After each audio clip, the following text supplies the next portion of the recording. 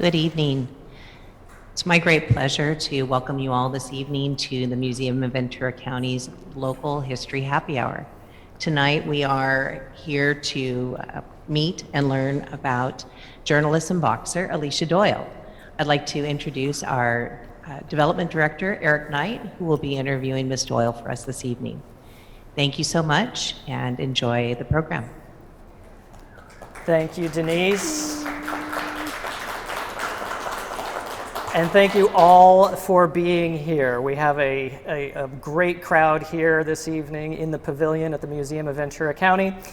Welcome everyone here and everyone at home to this episode of the Museum of Ventura County's Local History Happy Hour, where we sit down with local authors and talk about their books, their lives, this region. My name is Eric Knight. I am the development director here at the Museum of Ventura County. And tonight I will interview author, journalist, and boxer Alicia Doyle. Alicia will be sharing some of the experiences she wrote about in her book, Fighting Chance, and also stories from her life and career in journalism that aren't in the book, and much, much more. Before we dive right in, a little bit of housekeeping. I want to let everybody know that we will be taking questions. We'll be taking questions from the live audience here, as well as the Zoom viewers at home. Probably around 5:40 or 5:45, we'll start taking questions. So for those of you at home, put your questions in the Q&A, not in the chat. The Q&A will be monitored throughout the program, and we will get to some of the questions from the audience and some from home before we wrap up here at 6 o'clock. Welcome, Alicia. Thank you for being here. Thank you so much, Eric. I'm so happy to be here. Before we get into the thick of things here, it is, after all, happy hour, local history happy hour. So, Alicia, tell us what your drink is. It's called Instant Courage, and it's a lemon drop. And you must have enough courage to go around because you're not enjoying one right now. You're saving your instant courage for after the, yes. After the interview. All right. Well, let's get to it. Your book, Fighting Chance, is absolutely fascinating, inspiring. I mean, the word I have all these words written down on this floor. It's heart-wrenching, it's gut-wrenching, but I come back to the word inspiring. And I want to clarify for anyone who hasn't read it, it's not a book about boxing. It's a book about the human spirit. It's a book about the human condition. It's an incredibly compelling journey. And to get things going this evening, before we dive into me asking you, some more questions about it, we'd love for you to kick it off by reading an excerpt. Certainly. I'd be happy to. Thank you, Eric. So I'm reading an excerpt from chapter 7. Each moment of our lives is a piece of us and a part of a puzzle. Pieces of pain, joy, and heartbreak. Pieces that make us question whether to go on. Pieces we'd rather throw away. The heartbreak pieces are hardest to assemble, but those are the ones that make us who we are. And once we fit these painful pieces into the bigger picture, we see the beautifully complex mosaic of our life. I started collecting my heartbreak pieces as a child and never knew how they'd fit together, what my bigger picture would look like, or how this mosaic would leave a space for boxing, a void to be filled with blood, sweat, and tears. Looking back, I realized the heartbreak pieces were necessary to fuel my grit in the ring, where I ultimately found my salvation. My dad's departure shattered my world, like dropping a box full of puzzle pieces down a flight of stairs, some falling into empty crevices, never to be found again, leaving the puzzle unfinished. When my dad left, I was too young to comprehend the magnitude of this void. It sounds crazy, it sounds cliche to say that God had a greater plan for me, but I believe this to be true. I didn't come into the world to have a picture-perfect early life, and I believe everything I went through prepared me for two of my life's greatest accomplishments, becoming a journalist and becoming a champion in the boxing ring. Before my parents' divorce, my dad often wrote his thoughts on pieces of paper, which he tacked to the bulletin board in his den. One passage in particular I was too young to understand, but today his words hold deep meaning.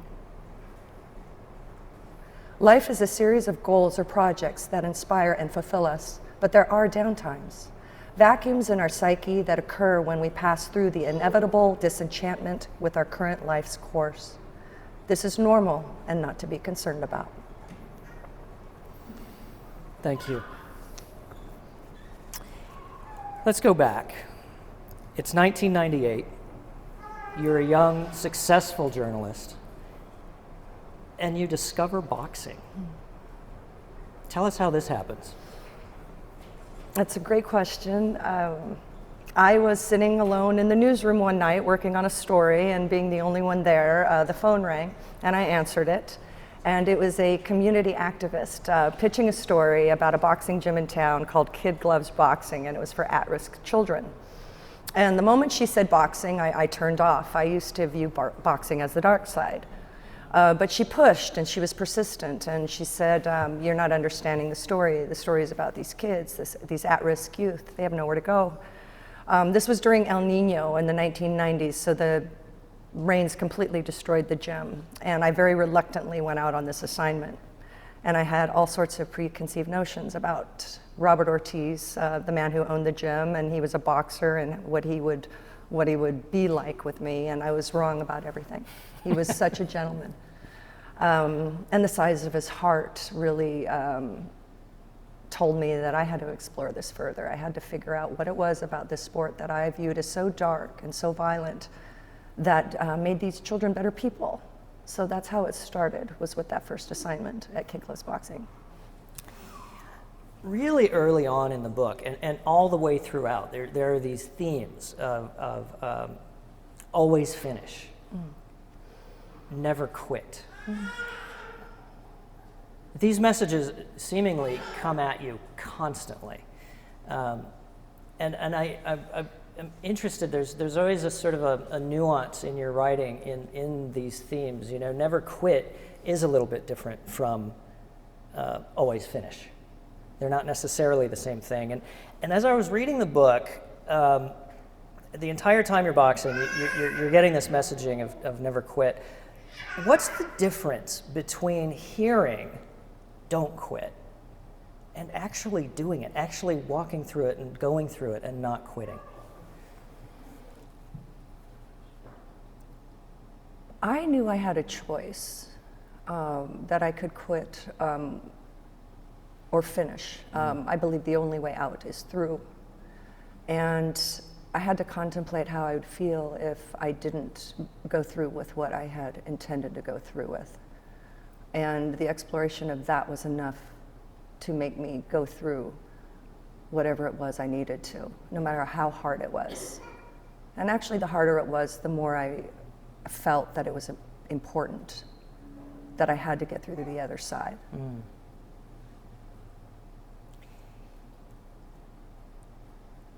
You lost not one, but two important people in your life during COVID.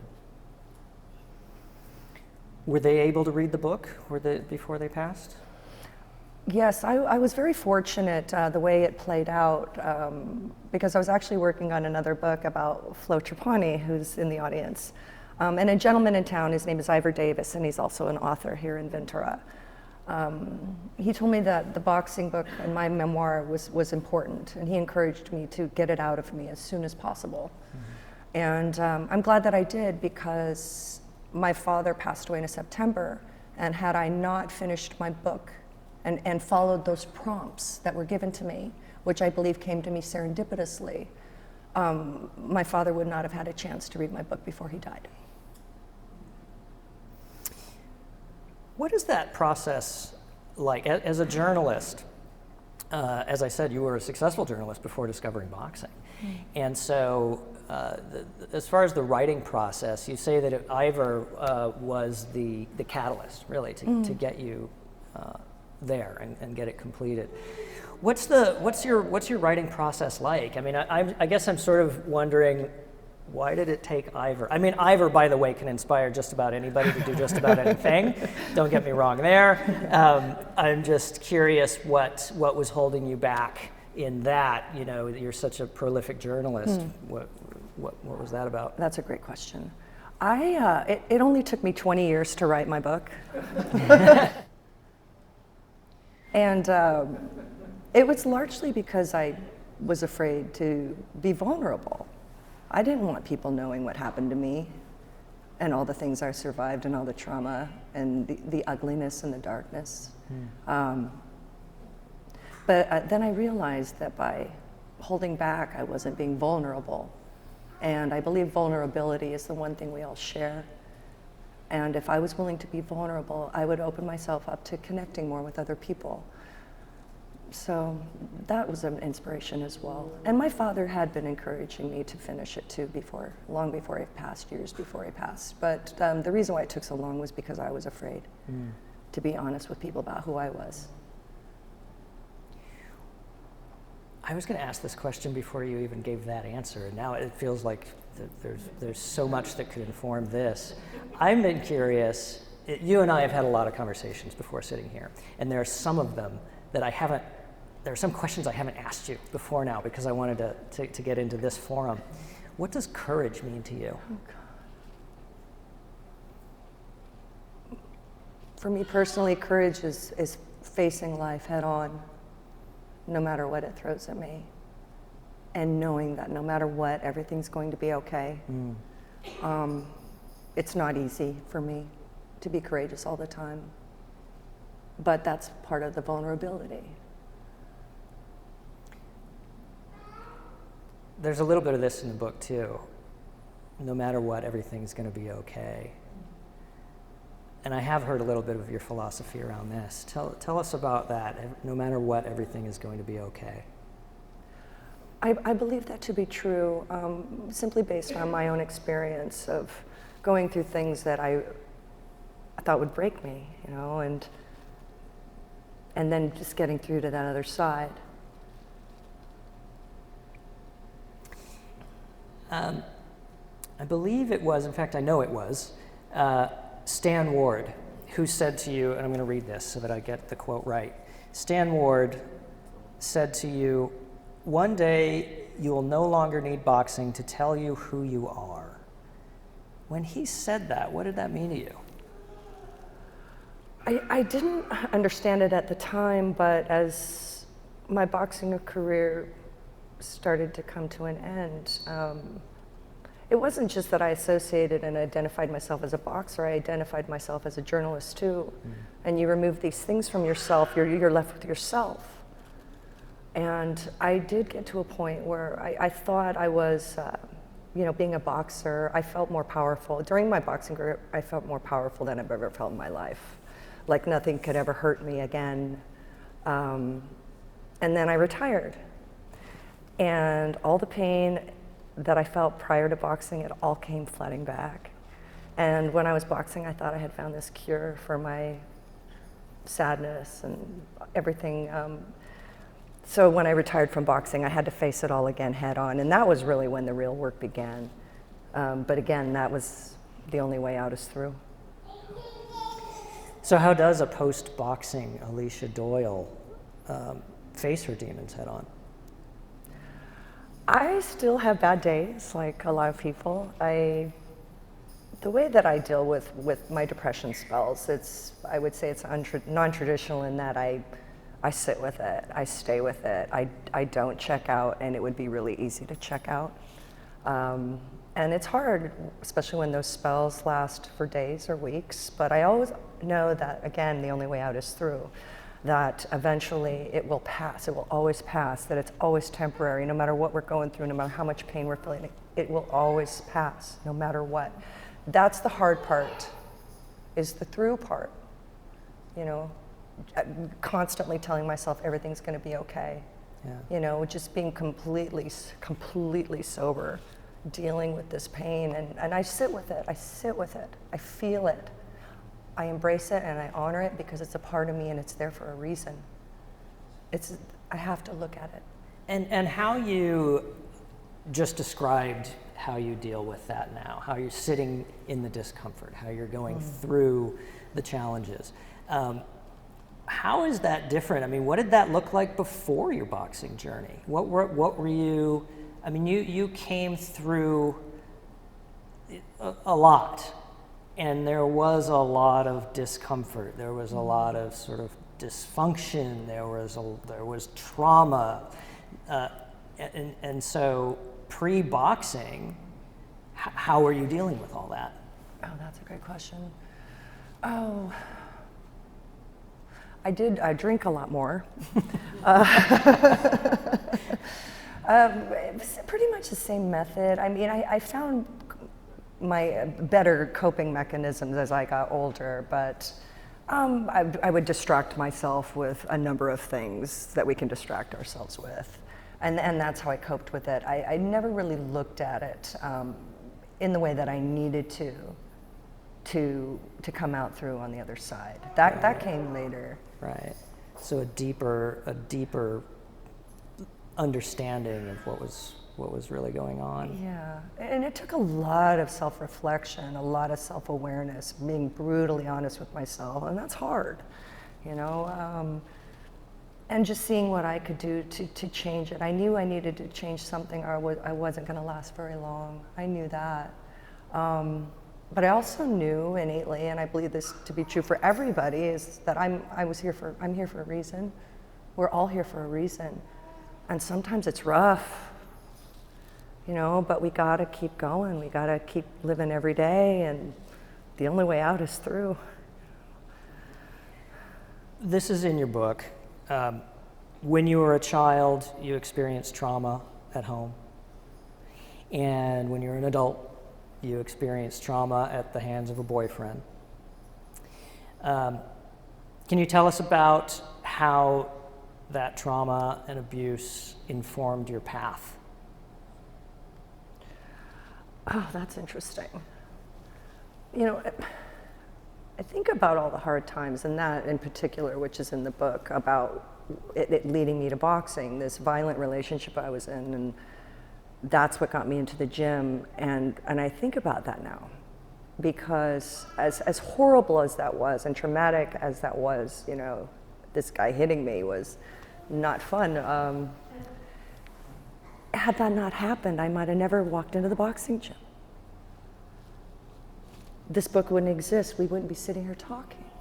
So I can look at everything that way. And sometimes it's hard, believe me, especially with really hard stuff, but I can look back on that relationship, and it was very cliche to say, a blessing in disguise. It was.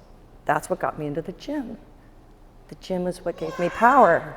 So that helps me to go through life, is just, especially when stuff is rough, being like, okay, this is happening for a reason, and I got to really look at it and be very mindful about what's going on. And the two are really closely linked. I mean, that was a catalyst, wasn't it? I mean, when you walked into the gym for the first time, your face was bruised. Yeah, I'd been crying all night. Went to the gym, and Robert Ortiz had gotten to know me, the owner of the gym, because I had reported on that gym for a year before I ever went in and boxed. And so I showed up at the gym that day, and I was crying all night, and he knew something was wrong, but he didn't press me. He gave me some gloves, and I started hitting a bag, and I knew that after hitting that bag for an hour, I felt better. That's all I knew. That all that pain and all that rage and all that shame that I felt in that hour that I was hitting that bag, I didn't feel any of that. I just felt, you know, probably because the workout is so bloody hard, that I didn't have room in my head for anything else. But it became a respite. It calmed me down, and that's what kept me going back, was that I found this thing, this clean and sober thing that I could do that got rid of the demons for an hour. Yeah. You know, but then I was there every day, you know, then I started going every day because the demons were deep. They dug their hooks in deep. Yeah. So I had to loosen those hooks. Yeah. And I really want to get more into how what your journey was like into amateur boxing and professional boxing. I want to go back a little bit though, just for a few minutes before we get into that whole journey. It's clear from the book that you were always driven by something. And I'd love for you to tell us about your choice and the motivation that got you into journalism. There's a point in the book where you recall someone telling you, and this is a quote, so I'll read it, when people are really in trouble, they don't call the cops, they don't call lawyers, they don't call the press, they call the press. So tell us about your road to the LA Times and beyond. Oh, sure. So I'd always loved writing since I was a kid, but I never really thought of it as a profession. So I graduated from high school. I never really liked school very much, and college just seemed like a bigger version of that. So, but I knew I had to do something. So I went to Pierce College, Los Angeles Pierce College. It's a community college, and I needed an elective. So journalism was one of the electives.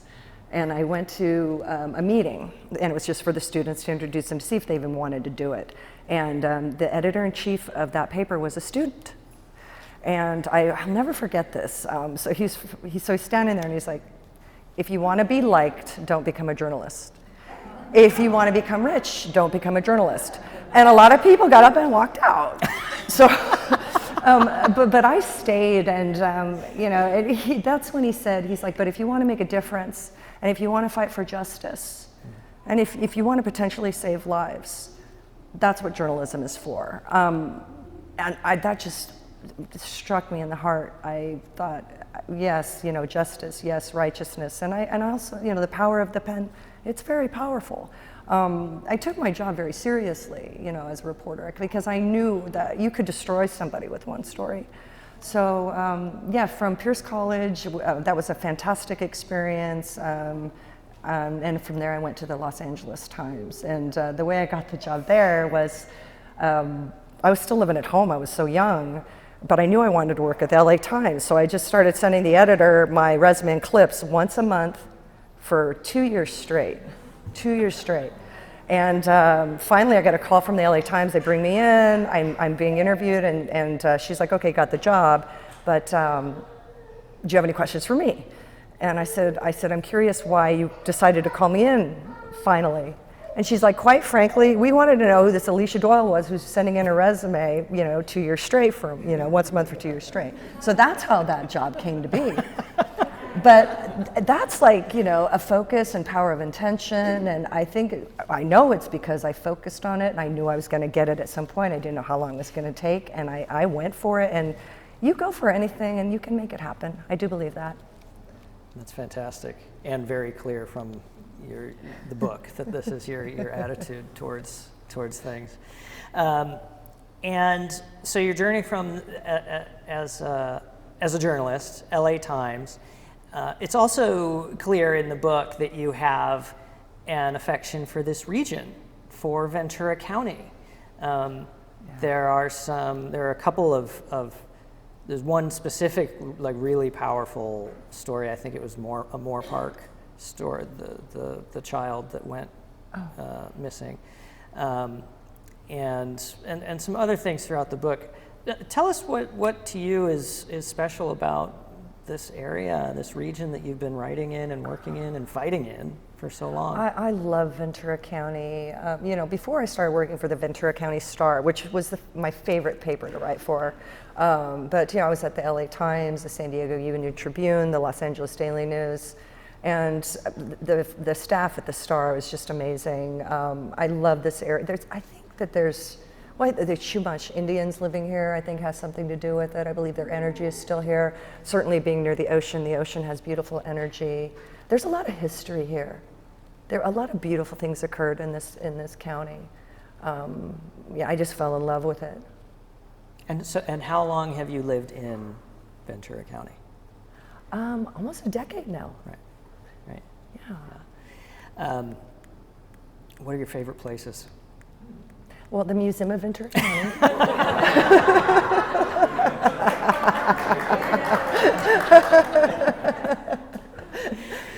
Fabulous. So let's go back to boxing. Okay.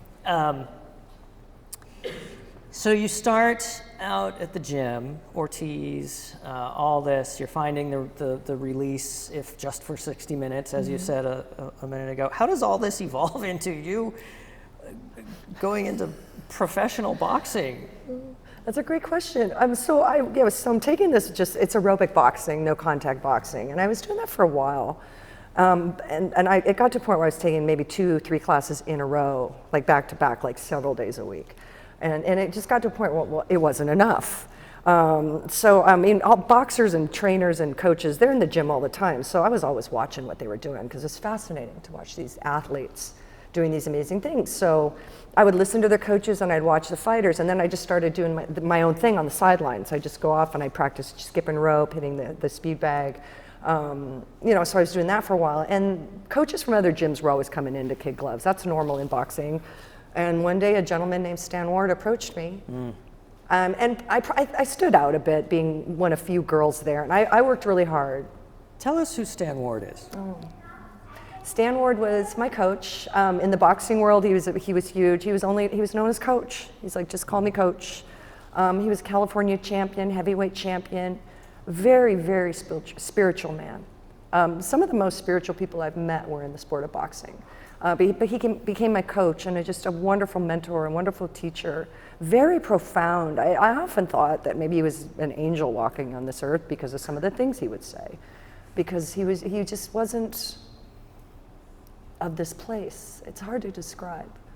But he would say things to me sometimes, and I would just wonder who he was. But I know he came into my life for a reason. It was no accident that he became my coach. And so how did you cross paths with Stan Ward? Was he like regularly at Ortiz's place? He would bring other fighters to our gym to spar with our guys. Okay. And the boxing world is very small. It's incestuous. Everybody knows everybody on some level. So he would come in. He just came in one day and saw me training. And I used to train really, really hard.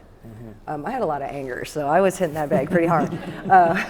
So he noticed it, and he came and he said, have you ever considered, you talked to me about competing and if I had ever considered it, and I had maybe like sort of. And that's when I said to him, maybe, but nobody will take me seriously because I'm a girl. And that's when he told me that women's boxing was becoming really big at the time. Right. And this is 98. 1990s, yeah. Yeah. Yeah, give us a little bit of background. I want to get back into that whole evolution, but just for context, I mean, you weren't stepping into amateur boxing or pro boxing at a time where this was just a thing that women did. Tell us about that a little bit. Yeah, I was one of maybe 600 women in America doing it at the time, competitively. It was just starting to build and grow, and more importantly, gain respectability. Because women in boxing, especially when I was doing it, we were often called a freak show. That men laughed at us when we were in there. We were fetishized beyond belief. But we stayed in there because we're athletes, and we just felt it was important that we were viewed as athletes just like the men were. And I think it's important to point out that women were not allowed to box in the Olympic Games until 2012, which wasn't that long ago. Wow. So yeah, when I was competing, for me to box, it didn't exist. So is this part of the decision? Was it like, yes, I want to advance boxing, I want to go amateur, maybe pro or whatever, because of boxing, or did that whole breaking through barriers in new ways, did that play into the decision as well? That came later. I didn't understand my importance in the role of what was going on until later. When I learned more about it, and that's when it became bigger than myself. When it's like girls should be allowed to box just as equally as the men. We deserved that equality. We're working just as hard in the ring. We're getting hit. We're putting ourselves in great danger. Right. So we deserved to be treated equally, and we're still fighting for that. There's still a huge disparity in the pay that women get versus the men.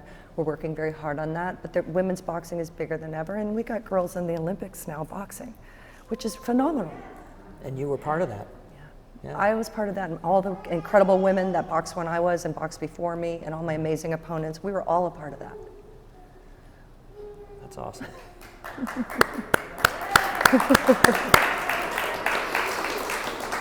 So time's flying. We'll get to questions in 10 to 15. I keep interrupting kind of myself because you're so fascinating. So Stan Ward, you cross paths with Stan Ward. By the way, how many times is it? How many times does Stan Ward see you before he initiates this conversation with you? How many times does he see you working out? I don't know if he had seen me before that day. He might have. I don't know. Yes, so because first time Stan Ward walks into a place and sees you and immediately starts talking to you about this. Where does it go from there? Tell us about it. You get to your first fights, etc. Yeah. So as I agreed to be with Stan, and he's fantastic, and and kid gloves was great, but being with Stan Ward meant going to a boxing gym and called Jets Gym in Van Nuys. It was the real deal. Not that kid gloves isn't, but Jets. These are all men, majority of men. So Stan was working with other guys at the time. I was his only girl. In fact, they wouldn't even call me by name. They called me Coach's girl. Yeah, they didn't call me my. But I knew going in that I had to. I knew it. So, but that was scary because like the first time going in there, I had to do round robin sparring with the boys. And I wasn't at kid gloves. I wasn't at my home where I was protected. I was in their house, and I had to fight 3 boys one at a time after each other. And they tried to knock me out. Didn't happen. I wanted to cry in the ring, but I did not cry. I cried on the way home in my car. But that was a great initiation. I needed to see that because that's how women were treated in the sport. Mm-hmm. So I kept going back and I kept going back, and but I had to work hard to earn their respect. But once I earned it, I was one of them. Yeah. I don't want to get into too many spoilers, but the woman that you fight for. Okay, so. Your first fight is like not a fight that's on the record. Right. Right? And then later you have a fight that is on the record. Right. And it's with the same woman. Yes. Tell us about the difference between those two experiences. That's a great question.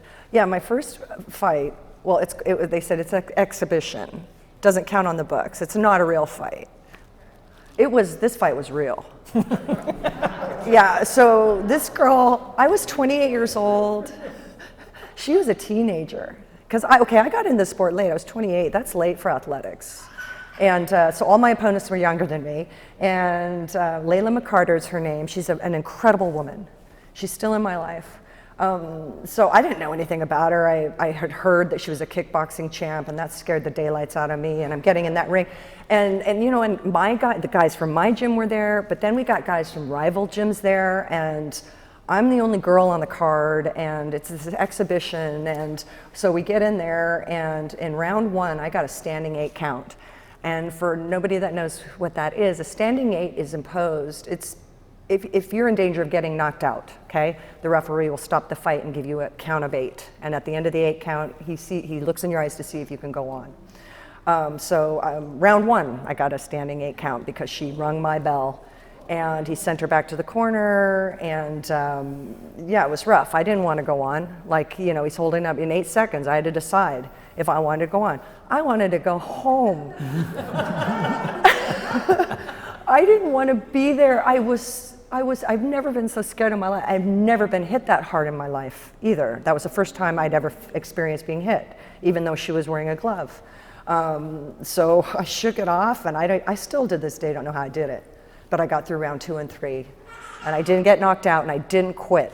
And I thought after that fight that I was going to get a lot of heat from the guys for getting the standing 8, because guys give each other a lot of crap in the boxing gym. But they didn't. They were so kind to me because I finished, because I survived, because I didn't let that standing 8 count take me out. And so that was really a big deal. That was a big initiation. After that fight, when I went back to Jets Gym, that's when those guys treated me different, because they saw me survive a war. So, and then fast forward, so yay, I'm ready for amateurs, USA Boxing, the real deal. This goes on the books, and I'm lean and mean. I lost all this weight, and I show up to this tournament match, and there were so few girls in America fighting that tournament matches, like all the girls across America would come to these matches. You'd see them. So I go and I'm all excited, I'm feeling really good, and I look at the scoreboard to see who I'm matched up with. Alicia Doyle, Layla McCarter.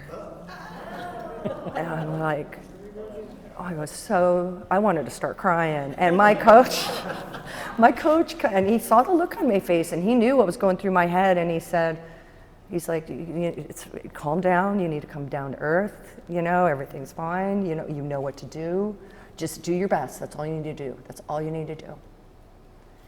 And I fought that fight. It was a hard fight, but I got no standing 8, and I lost by like 2 points. So it was a victory. And Layla was amazing. Layla McCarter was amazing. Yeah, what was she like at the end of this? This at the girl, end of this fight? I think she's a very, very old soul, because she's a kid, right? And she kicked my butt. And then afterwards, she just kind of came up and embraced me and told me how good I did, and how proud she was of me, and how honored she was that I stepped into the ring with her. Yeah, this woman is amazing, and she's still fighting today. She's like an 8-time world champion now. Yeah, Layla McCarter is still fighting today. She's an incredible role model. What was the time span, I can't remember exactly from the book, but between your first fight with Layla and this second fight with Layla, how much time that's passed? a good question. I would say it's probably about 3 months. Okay. Wow. My memory was that it was a lot longer, because you described the difference in what it feels like to be hit by Layla when you're in the second fight. Tell us about that. What was it like getting hit by her the first time versus the second time? Oh, it hurt. I was going to say it sucked both times. It was hard. That never changes. And people have asked me that question about getting hit. Like, do you get used to it? No. I never got used to getting hit. I knew that my body was strong enough to take it because I trained that way. You could train the body that's why boxers are considered some of the greatest athletes on the planet, because it's not just your face that takes a punch, it's the whole body that absorbs it. So you train your body, the harder you work, you can absorb. That's why these guys that get hit, and they can just keep going. Right. But no, both times I did not like getting hit at all. So you're not necessarily building up the tolerance for the pain of being hit by Layla. You're just,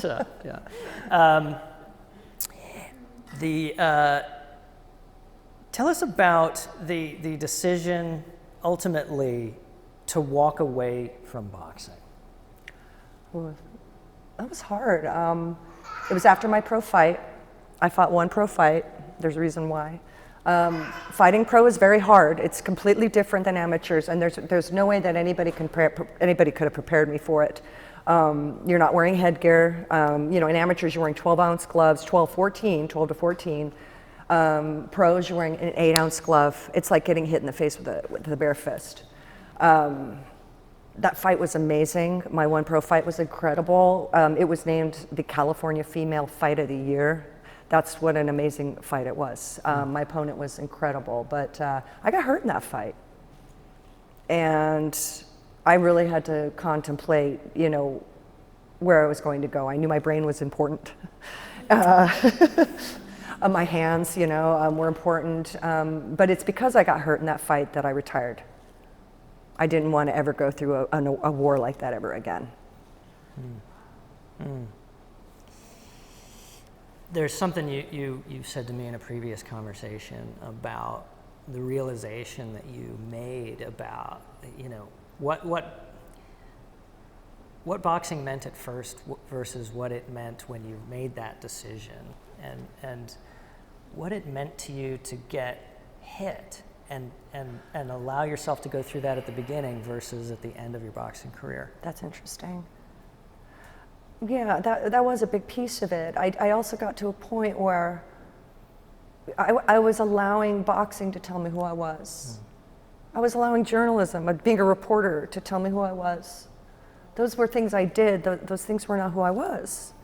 And with boxing, I guess that fight, and just finally realizing that I was the one putting myself into these physically painful situations. I chose to be there. I chose to be in these battles, to fight, to get hit.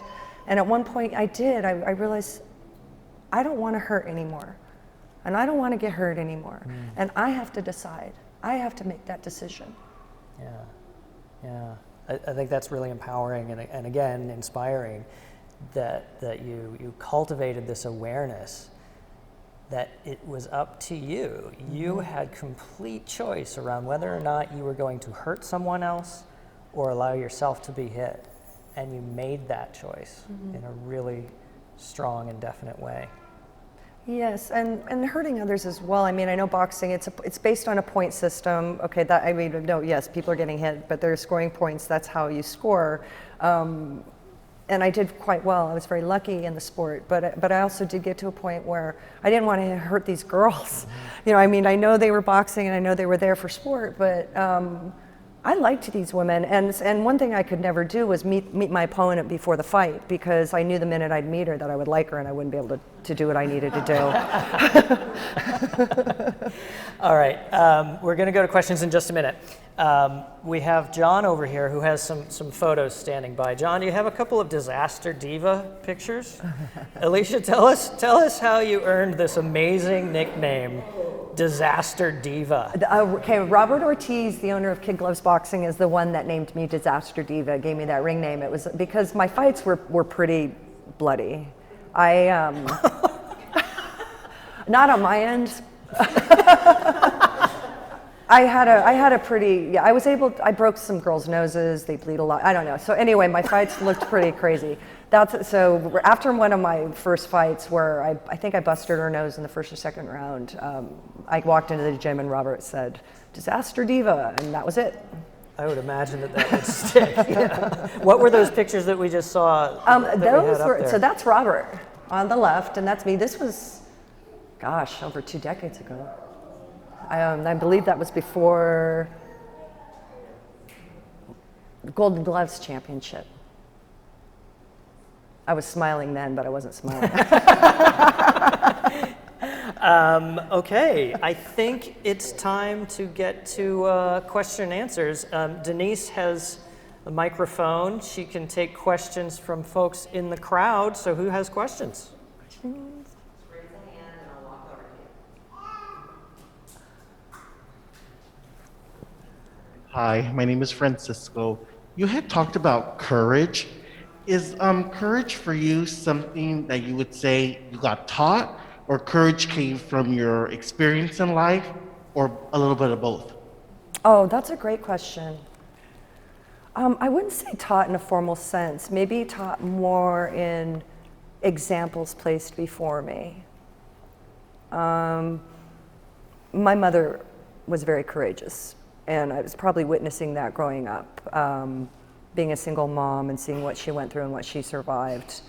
My own courage was mustered, just from situations, but I'm sure it came from the foundation of seeing people that cared about me and their courage and how they got through things, really hard things.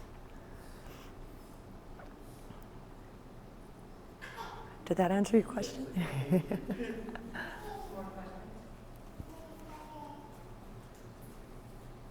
Hello. I know you coach kids. When you are coaching them, what is it that your intention is with them? Is it in that moment to help them go through stuff, or are you trying to guide them to choose boxing as a career, or what's your goal? That's a great question. So I am a coach for children. It's no contact boxing, and it's all about the fundamentals of boxing. And building their self-esteem. It's all about building their confidence. We deal with a lot of at-risk youth that come from a myriad of backgrounds and have a myriad of problems. So it's important for us to give them the skills just to be able to take on the world. Make them strong people and good people in the world. If they want to compete pro, or if they want to box competitively, I'm certainly happy to align with them on that. But that hasn't happened yet. Thank you for that question. I had actually meant to bring that up, that you coach now, and then we suddenly had run out of time. You're coaching at the same place that you started? Yes. Yeah, at Kid Gloves? Yes. That's great. Where is that located? That's in Simi Valley, at the Simi Town Center Mall. Great, Yeah. great. Other questions from the audience?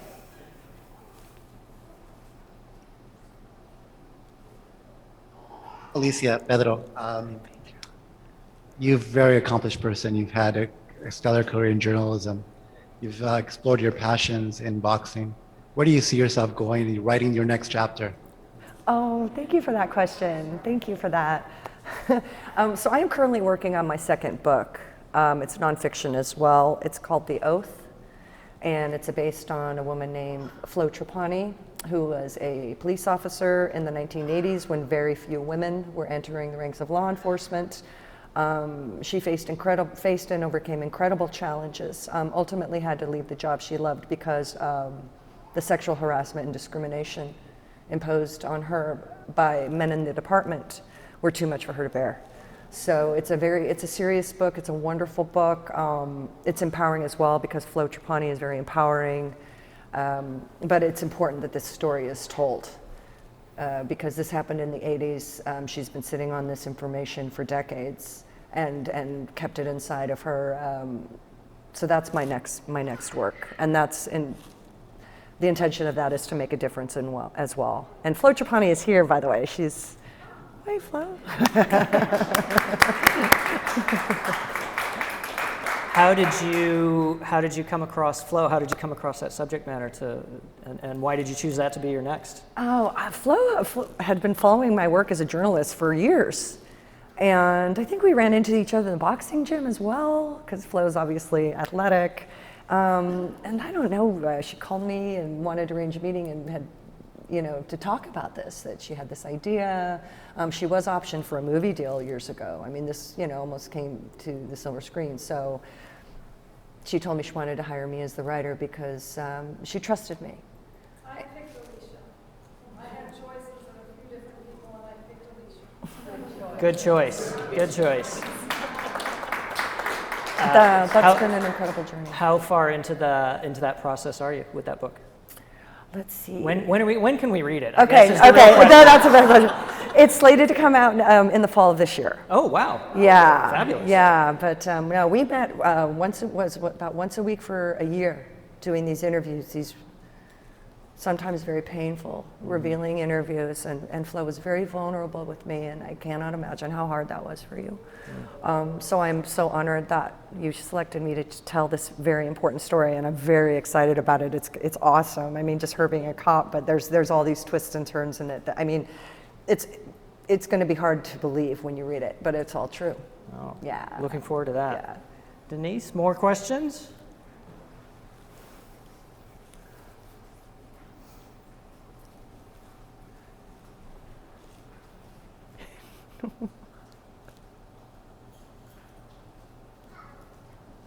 Hi, Alicia. My name is Shelley. I was wondering, where do you write and how do you do it? Do you write with a pencil and paper? Do you sit somewhere? Do you go Process. somewhere? I Do you love that give yourself 8 hours in this day? I Do you love that escape question. somewhere? What do you do? I love that question. It's ongoing. It goes on all day. Like with this, I had to set out time, mark out blocks of time for this. But like when stuff comes to me, I will write it down, pen and paper. If I don't have a pen and paper, I have my phone, I will text it to me, right? Text it to myself. I get shots and fires of inspiration all the time, and I think we all do. And when it's something really poignant, I will write it down or make notation of it. Like if I'm at a restaurant, I'll write it down on the menu. Write it down, and take it home with me. So I have these notes, and that's why I wrote this book, because a lot of those things were firing and shooting, and I did a lot of journaling during that time, but a lot of times like stuff would just hit me, and I'd write it down, so I have all those notes, and that's what helped me write this, is I was able to compile them and put them together. Yeah.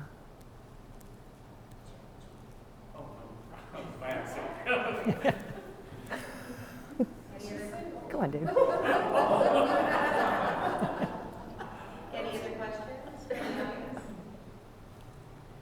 Do we have any from the Zoom? Oh, sure, there's a question. We do have a question. I was in the just front row. curious, as far as your training goes, as far as you did the boxing, but how was the eating training, the water? I know you have to really make weight and whatnot. What was that experience like being a woman? Yeah, I starved for 2 years. Yeah, dropping weight was never fun. I love to eat, I love food. I'm still a big foodie. Yeah, when we're talking eating, when I was boxing, I was eating strictly for survival. Like protein, vegetables, like just so you could survive. Like there was no enjoyment in it whatsoever. But it was awesome. Like you have that discipline, and then I would make weight, and it would be amazing. But it was rough, and I'm certain it wasn't good for my body at all. What was your favorite thing, when you're coming off of that eating strictly for survival and then suddenly you're released into the wild? That's a great question. That's a great question. What was your go-to? Okay, so before every fight, because I knew I'd have to starve for 2 or 3 months prior, I would have a victory meal planned. That's how I got through it. And I mean, they would be elaborate and specific, and I would write it down. And whenever I was just like crying because I'm so hungry, I would be like, okay, after the fight, you're gonna have Chinese food, and you're gonna have ice cream, and that's how I got through it. That was rough. What was your favorite, though? I mean, I'm did you sorry, have I missed a favorite? that. Oh gosh, I like everything. You said the Chinese food. I love Chinese food. There was a, and sorry if this wasn't intended to be humorous at all in the book, but you coming off, I think it was coming off your pro fight, you'd been looking forward to the Chinese food. Yeah, elaborate meal. And what happened? I couldn't eat it because my opponent, I got hurt in that fight. My face was, I couldn't even open my jaw. So my victory meal was out. I couldn't eat anything. It sucked. What about just what is it? Is it like coming off of that intense, not just the diet, right? Not just the food and all that, but the intense regimen of working out includes that mental focus, as well as the physical commitment. When that's over, what's the decompression like? Oh, wow. After my pro fight, I gained almost 50 pounds in 3 months. And because I was eating everything in sight. I was, so I had to lose all that weight again. And because I had boxed and I knew how to lose weight, I knew how to do it. But I also knew that I wasn't going to do it as quickly, and I wasn't going to torture myself. So it took me a year to get that weight off. But that was great. It was really slow, and it was just consistency every day. You just do something, you have good habits, and you keep doing it consistently, you will reach your goal no matter what. Right. So. Yeah. Process. Yeah. Process. Am I taking time from Zoom questions? You're doing fine. So, you just touched on, self-care. Tell us about being selfish and why that's important. I think it's very important that we put ourselves first, because if we're not good for ourselves, we're not going to be good for anyone else. I call it self-care 101. And there tends to be a negative connotation with selfish. Yeah. I think we need to be. We got to look out for ourselves first. We are the most important person in our lives. Our relationship with ourselves is the most important relationship, not everybody else. We got to start here. We got to start with the person we're looking at in the mirror. That word gets a bad rap, selfish. I know. It's okay to be selfish, and we don't have to explain ourselves to people either. We know how it is to live in ourselves. Only we know what's in our head, what hurts us, what makes us happy, the pains and the losses. We're the only person that knows who we are innately, inside and out. There's not any person on the planet that knows who we are but ourselves. So that's what we have to nurture.